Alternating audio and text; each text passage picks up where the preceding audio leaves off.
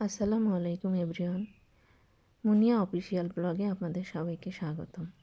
আশা করি আপনারা সবাই ভালো আছেন। আলহামদুলিল্লাহ আমিও অনেক ভালো আছি। তো আজ আমি আপনাদের সাথে সবজি খিচুড়ি একটা রেসিপি শেয়ার করব। এখানে আমি কয়েক রকম সবজি নিয়েছি, আলু, বেগুন, ফুলকপি, আর নিয়েছি মিষ্টি কুমড়া, তারপর গাজর, বাঁধাকপি, আর টমেটো। এইগুলোই আমার কাছে ছিল। এটা দিয়ে আজ আমি সবজি খিচুড়ি করব। তো খিচুড়ির জন্য 2 রকম ডাল নিয়েছি। এখানে আমি মসুর ডাল আর খেসারির ডাল নিয়েছি। যে কোনো রকম ডাল দিলেই ভালো লাগে। আর মশলার জন্য নিয়েছি কাঁচামরিচ, পেঁয়াজ, রসুন আর আদা। আজ আমি সব কিছু গোটা মশলা দিয়েই করব, কোনো বাটা মশলা দিব না। তো এগুলো আমি কেটে গুছিয়ে নিয়েছি। আর গরম মশলার জন্য এখানে আমি তেজপাতা, দারচিনি আর এলাচ নিয়েছি। তো এখন আমি আমার যতটুকু চাল লাগবে সেই পরিমাণ চাল নিয়েছি। চালের সাথে ডালটুকু মিশিয়ে এবার ভালো করে আমি এগুলোকে ধুয়ে নেব।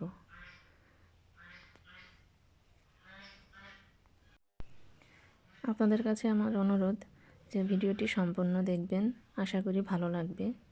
তো আমার এখানে চাল ডাল ধোয়া হয়ে গেছে। আজ আমি প্রেশার কুকারে খিচুড়িটা রান্না করব। তো এখানে আমি প্রেশার কুকারে ডালটা তেল দিয়ে দিলাম। আমার যতটুকু পরিমাণ তেল দরকার তাই দিয়েছি। এখন আমি এখানে গোটা জিরে দিয়ে দিব। জিরেটা একটু হালকা যখন ভাজি হয়ে আসবে তখন এর মধ্যে আমি কেটে রাখা সব মশলাগুলো দিয়ে দিব। ভালো করে একটু নেড়েচেড়ে নিব যাতে তেলের সাথে মশলার ফ্লেভারটা একটু মিশে যায়। তো এখন আমি এর মধ্যে সবজিগুলো দিয়ে দিচ্ছি, যেগুলো আমি আগে থেকে কেটে ধুয়ে রেখেছিলাম। সবজিটা দিয়ে আমি ভালো করে নেড়েচেড়ে নিব। হালকা একটু ভাজা ভাজা করব। যখন একটু নরম হয়ে আসবে তখন এর মধ্যে আমি পরিমাণ মতো হলুদ দিয়ে দিব, আর দিব একটু শুকনো মরিচের গুঁড়া, দিব স্বাদ মতো লবণ। এবার আমি এটা ভালো করে একটু মিশিয়ে নিব। তারপর আমি চাল আর ডালটা এই সবজির ভিতরে দিয়ে দিব। দিয়ে খানিকটা একটু নাড়াচাড়া করে নিব। 4-5 মিনিট মতো আমি একটু ভেজে নিব।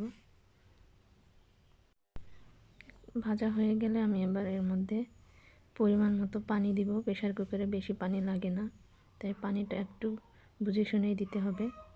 তো দিয়ে আমি ভালো করে মিক্সড করে প্রেশার কুকারের ঢাকনাটা দিয়ে ঢেকে দিব।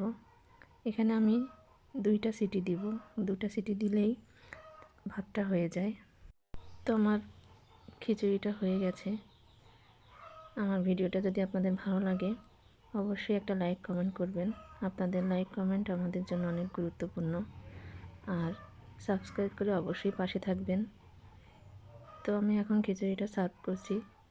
এই সবজি খিচুড়িটা যে কোনো কিছু দিয়ে খাওয়া যায়, ডিম ভাজি, গোশ, বেগুন ভাজি। তো আমার রান্নাটা হয়ে গেছে। আমি এখন এটাকে প্লেটে সার্ভ করে নিচ্ছি। আশা করি আপনাদের ভিডিওটা ভালো লেগেছে। তো আজ আমার ভিডিওটা এই পর্যন্তই। আবার দেখা হবে নতুন কোনো ভিডিওতে। ততক্ষণ পর্যন্ত আপনারা সবাই ভালো থাকবেন, সুস্থ থাকবেন। এতক্ষণ যারা আমার ভিডিও দেখছিলেন তাদেরকে অসংখ্য ধন্যবাদ। আল্লাহ হাফেজ।